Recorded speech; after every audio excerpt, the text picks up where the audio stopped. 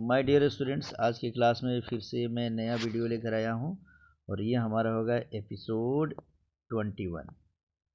याद रखते चलेंगे कौन सा एपिसोड वाइज करके पढ़ते चलो। तुम्हारा पॉलिटिकल साइंस में कुछ बचेगा नहीं और एक एक करके सब कुछ कंप्लीट होते जाएगा बच्चे, ठीक है ना।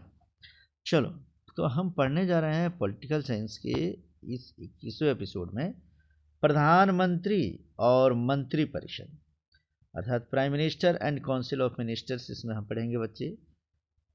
जानते हैं कि भारतीय संविधान के भाग 5 अनुच्छेद 75 में प्रधानमंत्री की चर्चा की गई है और बताया गया है कि राष्ट्रपति को उनके कार्यों में सहायता एवं परामर्श देने के लिए एक मंत्री परिषद होगी जिसका नेतृत्व प्रधानमंत्री करेगा। काफ़ी इंपॉर्टेंट, यहाँ मैं क्यों लिख रहा हूँ, क्वेश्चन बन रहा है, स्टार लगा रहा हूँ, वेरी वेरी इंपॉर्टेंट।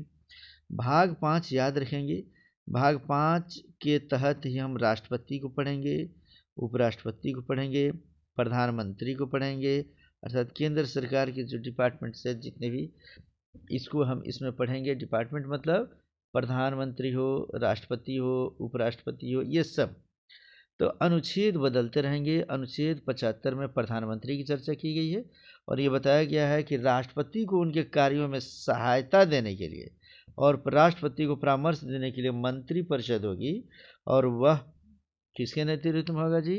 प्रधानमंत्री के नेतृत्व में। अब हम आगे जानते हैं कि भाई प्रधानमंत्री के नेतृत्व में बनेगा तो कैसे बनेगा, तो समझो। राष्ट्रपति लोकसभा में बहुमत दल या गठबंधन दलों के नेता को प्रधानमंत्री नियुक्त करेगी। याद रखेंगे, लोकसभा हमने बताया था बच्चे, केंद्र में दो प्रकार के ये सदन होते हैं, लोकसभा और राज्यसभा। मैंने हमने बताया था कि संसद 3 प्रकार के विभाग से मिलकर बनता है, राष्ट्रपति, लोकसभा और राज्यसभा।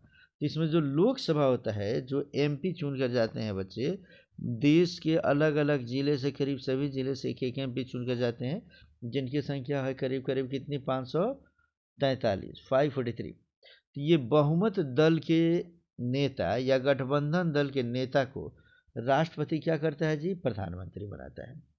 जैसे अभी 543 सदस्यों में से जो एमपी केंद्र में चुन कर जाते हैं, उनमें से बहुमत दल वाले एमपी अपने नेता को चुनकर प्रधानमंत्री बनाते हैं। मानो कि यदि बहुमत किसी के पास कम है, बहुमत किसे कहते हैं बच्चे? तो मान लो कि 543 लोगों एमपी का चुनाव हुआ, किसी पार्टी के पास 100 एमपी हो गए, किसी के पास 200 हो गए और किसी के पास फिर मान लो कि 225 हो गए, 220 ही हो गए बच्चे।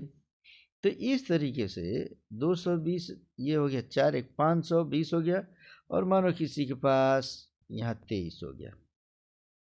इतने अलग अलग पार्टी, मानो कि कांग्रेस को 100 सीट मिल गया, भाजपा को 200 सीट मिल गया, तो भाजपा क्या करती है? गठबंधन करती है। मानो इसमें से किसी 200 वाले को अपने में मिला लेगी और माने समझो कि ये 243 का आधा हम करेंगे तो हो जाएगा 271, माने 272 कम से कम। अगर किसी के पास अगर समझो कि एमपी हो गए तो ये बहुमत कहलाएगा बच्चे, माने आधा से एक भी अधिक। और 2/3 अगर बहुमत हो तो इसे पूर्ण बहुमत माना जाता है बच्चे।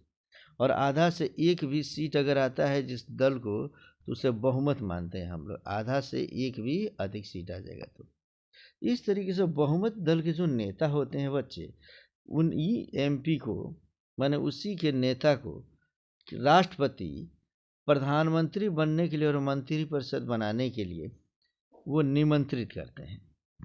कहता है इसमें से कि अब प्रधानमंत्री, मान लो कोई व्यक्ति चुन कर आ गया बच्चे, तो अब चुन कर आ गया तो फिर किसको फिर बनाया जाएगा? वो प्रधानमंत्री को पद एवं गोपनीयता की शपथ कौन दिलाएगा? इसे समझेंगे। कहता है कि पीएम को, अर्थात प्राइम मिनिस्टर को, पद एवं गोपनीयता की शपथ राष्ट्रपति दिलाता है। माने तुम देखते हो बच्चे, जब भी कोई व्यक्ति लोकसभा का चुनाव होता है तो जो राष्ट्रपति होते हैं, यह राष्ट्रपति उनको एक डॉक्यूमेंट्स दे देते हैं, एक पेज देते हैं और उसमें शपथ पत्र लिखा रहता है कि मैं नरेंद्र दामोदर दास मोदी ये शपथ पूर्वक प्रण करता हूँ कि मैं देश को प्रगति के मार्ग पे ले जाऊंगा, मैं जो भी काम करूंगा सत्य करूंगा, सत्य के सिवा असत्य कभी नहीं करूंगा। ये सब बातें जो शपथ दिलवाई जाती है वो राष्ट्रपति करता है। बच्चे एक क्वेश्चन पूछता है, मंत्रिमंडल के अन्य मंत्रियों की नियुक्ति प्रधानमंत्री की सलाह पर राष्ट्रपति करेगा। याद रखेंगे बच्चे, जितने एमपी चुन कर जाते हैं उनमें से 15% लोगों को प्रधानमंत्री चाहे तो वह अपने दल के 15% लोगों को मंत्री पद की शपथ दिला सकता है।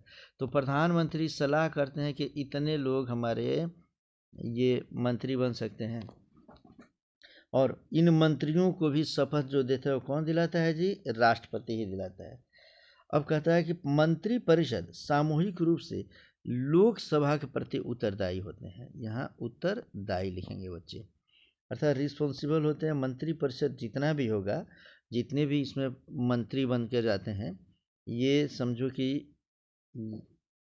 इसको आगे समझेंगे। हाँ,